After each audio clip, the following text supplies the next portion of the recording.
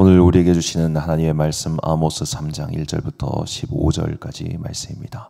아모스 3장 1절부터 15절까지 말씀. 이제 봉독하겠습니다. 하나님의 말씀 경청하십시오. 이스라엘 자손아, 이 말을 들어라. 이것은 나 주가 너희에게 내리는 심판의 말이다. 이집트 땅에서 데리고 올라오는 모든 족속에게 내가 선언한다. 나는 이 땅의 모든 족속들 가운데서 오직 너희만을 선택하였으나 너희가 이 모든 악을 저질렀으니 내가 너희를 처벌하겠다. 두 사람이 미리 약속하지 않았는데 그들이 같이 갈 수 있겠느냐? 사자가 먹이를 잡지 않았는데 숲속에서 부르짖겠느냐? 젊은 사자가 움켜잡은 것이 없는데 굴 속에서 소리를 지르겠느냐? 덫을 놓지 않았는데 새가 땅에 놓인 덫에 치이겠느냐? 아무것도 걸린 것이 없는데 땅에서 새 덫이 튀어오르겠느냐? 성읍 안에서 비상나팔이 울리는데 사람들이 두려워하지 않겠느냐? 어느 성읍에 재앙이 덮치면 그것은 주님께서 하시는 일이 아니겠느냐? 참으로 주 하나님은 당신의 비밀을 그 종 예언자들에게 미리 알리지 않고서는 어떤 일도 하지 않으신다. 사자가 으르렁거리는데 누가 겁내지 않겠느냐? 주 하나님이 말씀하시는데 누가 예언하지 않을 수 있겠느냐? 너희는 아스돗의 요새들과 이집트 땅의 요새들에게 전하여라. 사마리아의 산 위에 모여서 그 도성 안에서 일어나는 저 큰 혼란과 그 속에서 자행되는 억압을 보라고 하여라. 나 주가 하는 말이다. 그들은 올바른 일을 할 줄 모른다. 그들은 폭력과 강탈로 탈취한 재물을 저희들의 요새 안에 쌓아놓는다. 그러므로 나 주 하나님이 선고한다. 적군이 이 나라를 포위하고 너의 방어벽을 허물고 너의 요새들을 약탈할 것이다. 나 주가 선고한다. 목자가 사자 입에서 양의 두 다리나 귀 조각 하나를 건져내듯이 사마리아에 사는 이스라엘 자손도 구출되기는 하지만 침대 모서리와 안락의자의 다리 조각만 겨우 남기는 것과 같을 것이다. 이 말을 듣고서 야곱 가문에 전하여라. 나 주 하나님 만군의 하나님이 하는 말이다. 내가 이스라엘의 죄를 징벌하는 날 베델의 제단들도 징벌하겠다. 그때 제단의 불들을 꺾어 땅에 떨어뜨리겠다. 또 내가 겨울 별장과 여름 별장을 부수겠다. 그러면 상하로 꾸민 집들이 부서지며 많은 저택들이 사라질 것이다. 주님께서 하신 말씀이다. 아멘. 나는 분명히 경고했다라는 제목으로 하나님의 말씀 선포하겠습니다. 성경에 나온 많은 심판의 이야기들 가운데 우리가 널리 알고 있는 유명한 심판 중 하나가 소돔과 고모라의 심판일 겁니다. 하나님께서 소돔과 고모라의 죄악이 너무나 커서 그곳을 심판하기로 결정하셨습니다. 그리고 불과 유황이 하늘에서부터 떨어져 가지고 그 도시가 사라졌죠. 그리고 그 도시에서 유일하게 살아남은 롯과 그의 가족들은 뒤를 돌아보지 말라는 경고를 롯의 아내가 무시하여 그녀가 소금 기둥이 되었다고 하는 이야기가 창세기에 등장합니다. 자, 이렇게 하나님께서 그 도시의 죄악이 얼마나 컸는지 그 도시를 전에 그 전과 그 이후에 그 누구도 보지 못했던 방식으로 그 도시를 심판하셨는데 그 심판에 임하기 전에 하나님께서는 그 이야기를 미리 아브라함에게 알려주시죠. 창세기 18장 16절과 17절을 보니까 그 사람들이 거기서 일어나서 소돔으로 향하고 아브라함은 그들을 전송하러 함께 나가니라. 여호와께서 이르시되 내가 하려는 것을 아브라함에게 숨기겠느냐. 자, 하나님께서는 괜히 아브라함에게 앞으로 이런 일이 일어날 것이야 라는 이야기를 괜히 하신 게 아닙니다. 우리가 창세기 20장을 보면 하나님께서 블레셋 왕의 꿈에 나타나셔서 그에게 이런 말씀하십니다. 아브라함은 나의 선지자다라고 말입니다. 아브라함이 선지자였기 때문에 앞으로 하려는 일을 아브라함에게 알려주신 것이다 라는 것이죠. 이처럼 구약의 전통에서는 선지자는 하나님께서 그 하시고자 하는 바를 알려주는 사람입니다. 그런데 우리가 이것을 무슨 무당이나 뭐 잡기를 다루는 사람처럼 앞으로 이런 일이 일어날 거니까 이거 조심해. 앞으로 이런 일이 일어날 수 있으니까 너 위험 피하게끔 이런 거 주의해야 돼. 이런 거 알려주는 사람이 선지자다? 그렇지 않습니다. 자, 무당이나 제가 뭐 직접 무당을 만나본 적이 없지만 요즘 유튜브에도 무당들이 나와서 막 하는 콘텐츠들이 많아요. 그분들 보다 보면 되게 재밌어요. 상담을 기가 막히게 잘해 하여튼. 그런데 그런 무당들처럼 어떤 개인사에 관련된 것, 너 앞으로 이런 거 조심해. 그런 걸 알려주기 위해서 선지자를 부르시지 않습니다. 선지자의 메시지의 대상은 언제나 믿는 사람 공동체, 즉 전체를 향해 있습니다. 그러니까 하나님께서는 그 전체를 향한 당신의 뜻을 선지자에게 미리 알려주신 겁니다. 왜 선지자에게 미리 알려주셨을까요? 그 당시 사람들이 글을 알겠습니까? 그 당시에 무슨 뉴스 매체가 있겠습니까? 하나님께서 선지자를 택하셔서 그를 당신의 스피커로 삼으셔서 성경에 보면 그를 나팔로 삼으셔가지고 그의 나팔 소리로 하여금 경고를 주시는 겁니다. 자, 너희들 이거 해야 돼. 너희들 지금 이대로 가면 망해. 너희들 이대로 가면 큰일 나. 라고 하는 각종 경고 메시지를 선지자를 통해서 선포하시는 거죠. 오늘 본문에 그 말씀이 다시 한번 등장합니다. 본문 6절과 7절을 보니까 성읍에서 나팔이 울리는데 백성이 어찌 두려워하지 아니하겠으며 여호와의 행하심이 없는데 재앙이 어찌 성읍에 임하겠느냐. 주 여호와께서는 자기의 비밀을 그 종 선지자들에게 보이지 아니하시고는 결코 행하심이 없으리라. 아멘. 자, 하나님께서는 그냥 기분 따라서 죄를 심판하시고 기분 따라서 행동하시는 그런 우리가 다신교 문화에서 볼 수 있는 그런 잡신이 아니십니다. 우리가 올림푸스 문화 혹은 일본의 신화 문화, 중국의 여러 가지 신화 문화, 특히 인도의 신화 문화, 그런 다신교 문화권들의 어떤 신화를 보면 그 신들은 인간과 달리 수명이 길고 그리고 권능이 있을 뿐 기본적으로 그 뭐라고 해야 될까요? 히로에라 애호욕이라고 하는 7.5욕이 그들에게 다 있어요. 그래서 자기 마음대로 결혼하고 자기 마음대로 자식 낳고 자기 마음대로 싸움 붙이고 그런 일들이 숱하게 벌어지죠. 자, 이게 다신교 문화권의 신들의 모습이며 또는 과거에 사람들이 생각했던 신들의 모습일 겁니다. 신은 자기 마음대로 해요. 그래서 때로는 재앙이 막 닥쳐요. 그런데 하나님은 그런 분이 아니십니다. 하나님께서는 그의 자녀들을 사랑하시기 때문에 먼저 경고하시는 겁니다. 너 지금 그거 하지 마. 나중에 후회해. 마치 자녀를 키울 때 자녀들한테 너 지금 그렇게 하면 나중에 후회한다. 너 지금 먹고 이빨 안 닦으면 이빨 썩어서 나중에 치과 가서 고생한다. 그런 식으로 계속해서 무언가 하지 말라고 경고를 보내지 않습니까? 그런데 그런 경고를 계속 자녀가 무시하면 어떻게 되겠습니까? 회초리를 들겠죠. 우리는 너무 하나님은 사랑이시다. 하나님께서 당신을 사랑하세요. 이런 사랑이라는 말에 너무 익숙해져 가지고 내가 원하는 종류의 사랑, 내가 원하는 종류의 그런 사랑의 모습만을 기대하고 있는데 하나님께서는 당신의 방법으로 우리를 사랑하시지 내가 원하는 방식으로 사랑하시는 건 아닙니다. 마치 부모가 애들이 원하는 방식으로만 애를 키우면 애가 똑바로 크겠습니까? 얼마나 건방져지겠어요. 마찬가지로 하나님께서는 우리의 소망과 간구를 들어주시지만 필요 없는 거 안 들어주시듯이 오늘 분명히 우리에게도 말씀하고 계십니다. 너 그거 하지 말라고 말이죠. 과거에는 이제 모두가 글을 읽을 수 없고 그리고 이제 지역이나 공간 간에 한계가 있다 보니까 하나님께서 당신의 선지자들을 사용하셨지만 지금은 이미 우리에게 기록된 말씀이 있지 않습니까?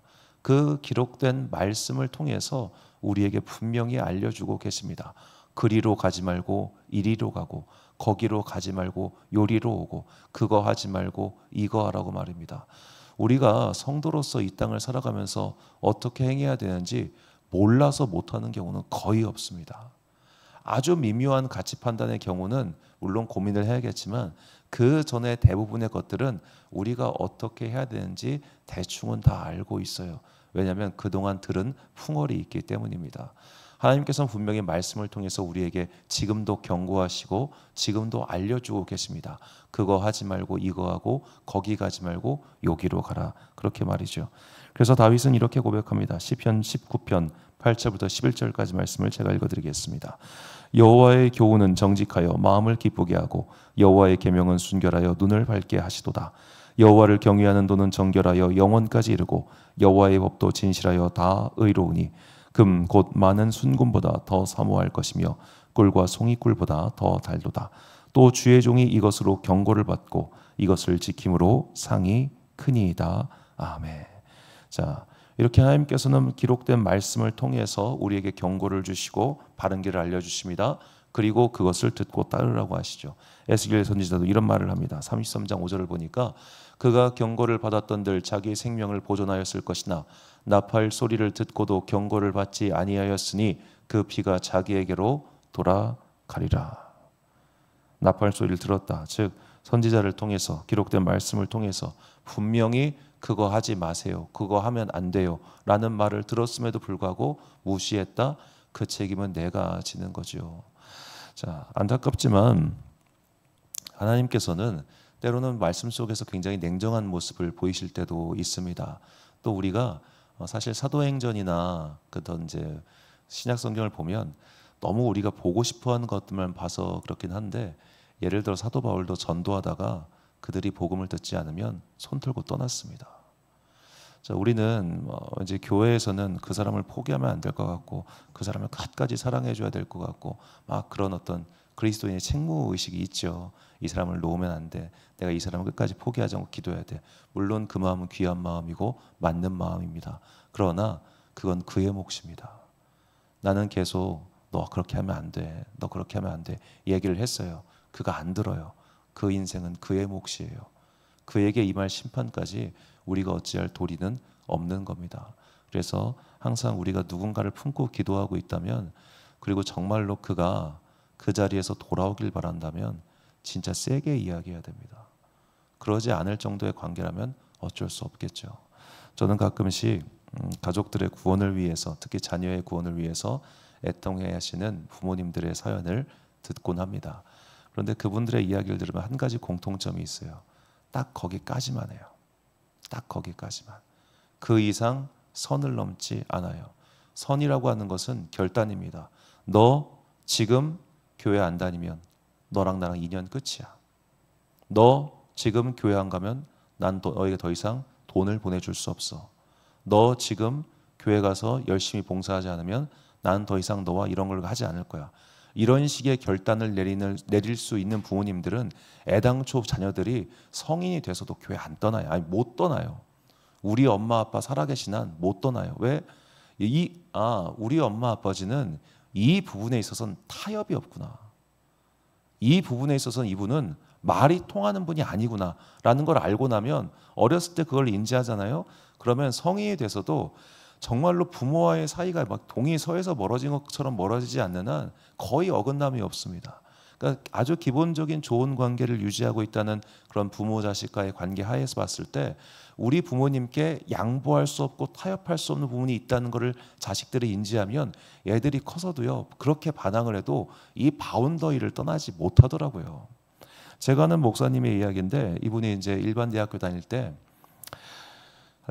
서울에 있는 대학로에서 술 진탕 취하고 새벽 내내 술 마시다가 간 곳이 어디였냐면 자기 교회였어요. 왜냐하면 교회가 종로에 있어가지고 야 숙취해, 어딘가 자야긴 자야겠는데 그냥 교회 가서 자야겠다고 생각하고 교회 가서 잤대요. 교회 자회장에 술 취해가지고 하고 자고 있는 거예요. 참고로 그 형은 그 교회 장로님 아들이었어요. 장로 아들이 교회 장의자 뒤에 앉아가지고 술 취해가지고 술래에서 풍풍풍 계속 앉아 있는 거예요. 그런데 그 교회 교인들이 그 형을 아기 때부터 봤잖아요. 아무도 뭐라 하지 않았어요. 그저 그를 위해 기도. 그럼 새벽에 거기서 술 취해 자다 깼으니까 얼마나 민망했겠어요. 그 형 나중에 목사 되고 이제 그 교회 가서 사역을 못 하겠다 하더라고요. 부끄러워가지고. 참 재미있는 이 에피소드 중 하나인데, 자, 부모가 그 교회라고 하는 아주 그 절대적인 선, 교회 출석이라는 선을 양보하지 않으면 자녀도 결국에는 그 안에서 돌게 됩니다. 그런데 내가 애매해요. 특히 이제 중학생에서 고등학생 넘어갈 때, 그 시기 때쯤에 부모도 사실은 귀찮은 거예요. 저 안 간다고 하는 애, 재미없다고 하는 애, 쟤랑 닭 따라가면서 싸워가면서까지 교회를 데리고 간다? 자기도 싫어. 그러니까 이런 말 진짜 많이 듣습니다. 제가 자기가 하나님 만나야죠. 믿음이 강제로 되나요? 네, 믿음 생활 강제로 됩니다. 강제로 돼요. 안 했으니까 그렇게 맞는 말이죠. 자, 우리가 이런 식으로 어떤 부분에 있어서 타협하고 어떤 부분에 있어서 양보한 다음에 그 나중에 가가지고 주님 어떡해요? 어떡하긴요? 좋은 데 다 보냈지. 이런 식으로 이미 말씀 안에는 우리가 무엇을 해도 되는가, 하면 안 되는가 다 기록해 두셨습니다. 신명기 말씀을 보면 부모의 말을 듣지 않고 그리고 하나님을 믿지 않은 자는 돌로 쳐 죽이라고 했습니다. 부모가. 그리고 동네방에 소문 내라고 해요. 저 아들은 부모의 말 듣지 않고 하나님을 거역하는 자다. 다 같이 돌로 쳐 죽이라라고 합니다. 그게 진짜로 돌로 쳐 죽이라는 이야기겠습니까? 단호하게 거기서 끊어내라 이 말이죠. 이처럼 성경은 우리에게 수많은 하지 말아야 될 것과 반드시 해야 될 것들을 알려주고 있습니다. 이미 말씀을 통해서 계속 경고를 하고 계시고, 그리고 우리가 신앙생활을 하는 동안 정말로 몰라서 못하는 경우는 없습니다. 왜냐하면 지금도 성령께서 우리 안에서 선한 양심으로 말씀하고 계시기 때문입니다. 그러므로 중요한 것은 오늘 내 안에서 말씀하고 계시는 그 성령님의 선한 목소리를 청종하는가, 아니면 아유 다음에, 아유 일단 덮어 라고 하면서 자꾸만 후퇴하는가. 우리 갈등하잖아요. 오늘 그냥 잘까? 오늘 그냥 잘까? 그냥 다음에 할까? 그냥 이런 식으로. 그때 내 안에서 들려오는 성령님의 목소리, 일어나라, 가라 라는 것에 청종에 따라가면 내가 하나님의 여러 가지 벌을 피할 수 있는 것이고, 계속 그거를 덮어두고 무시하면 결국에는 늦게 일어나게 되고, 늦게 일어나면 그 늦은 것에 대한 대가를 치르게 되겠죠. 괜히 새벽에 울리는 것을 알람이라고 하는 게 아니지 않습니까? 경고하고 있는 겁니다. 오늘도 우리가 말씀의 경고에 따라서 요리조리 화를 피해갈 때 우리는 하나님께서 우리를 위하여 예비하신 의의 면류관, 또 이 땅에 기름진 모든 복들을 취하는 은혜를 얻게 될 것입니다. 그래서 시편 기자는 우리에게 이렇게 이야기합니다. 시편 119편 36절과 37절 말씀을 우리가 찬 목소리로 봉독하겠습니다. 시작. 내 마음을 주의 증거들에게 향하게 하시고 탐욕으로 향하지 말게 하소서. 내 눈을 돌이켜 허탄한 것을 보지 말게 하시고 주의 길에서 나를 살아나게 하소서. 아멘. 사랑하는 지혜빛 광성교회 성도 여러분, 그리고 이 새벽 함께 깨우고 계신 귀한 주님의 자녀 여러분, 말씀과 기도와 예배를 통해서 지금도 하나님께서는 우리가 어떻게 살아야 하는지를 분명히 가르쳐주고 계십니다. 내가 듣고도 무시하고 있거나 듣고도 그냥 따르지 않고 있을 뿐이죠. 그러므로 이제 내 마음의 민감성을 높여서 지금도 내 마음에서 선한 양심의 소리로 말씀하고 계신 하나님의 음성을 따라갑시다. 그렇게 따라가다 보면 언젠가 우리의 근처에 그 어떤 어둠의 그림자도 보이지 않게 될 것입니다. 언제나 우리를 빛의 세계로, 사랑의 세계로, 은혜의 세계로 초청하시는 그 성령님의 선한 목소리를 따라 오늘도 나의 삶을 주님께 조금 더 가까이 다가가는 도구로 만드는 그런 여러분과 제가 되시기를 주님의 이름으로 축원합니다. 기도하겠습니다. 사랑과 은혜가 풍성하신 아버지 하나님, 참으로 감사합니다. 오늘도 우리가 선한 목소리를 따라서 이 새벽에 나와서 주님 앞에 간구합니다. 주님, 우리가 나의 삶을 구분하여 하나님께 조금 더 가까이 가고자 결단하여 싸우니 선한 목소리를 쫓아 살아가는 거룩한 주의 자녀들 되게 하여 주옵소서. 특별히 간구하옵기는 우리는 어두운 세상 속에서 살고 있기 때문에 세상의 유혹 속에서 여러 가지 타협을 하게 됩니다. 때로는 믿음에 타협을 하고, 때로는 관계에 있어서 타협을 하며, 때로는 일에 있어서 어쩔 수 없지 뭐, 세상이 그렇지 뭐라면서 타협을 하는 순간들이 많습니다.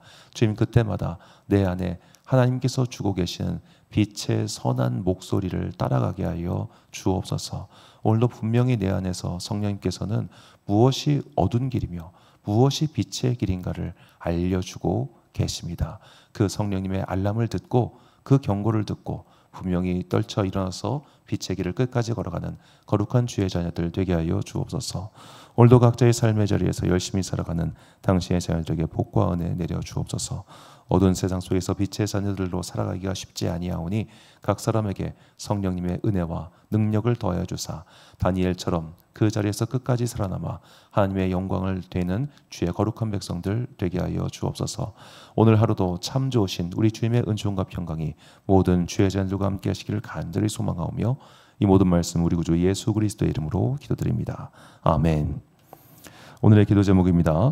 지금도 말씀과 기도와 예배를 통해 나에게 주시는 하나님의 메시지에 귀를 기울이며 주님의 경고를 들을 수 있도록 영의 눈과 귀를 열어달라고 기도하십시오. 오늘 주신 기도의 제목 가지고 기도와 묵상에 힘쓰는 되시길 바랍니다. 기도하겠습니다.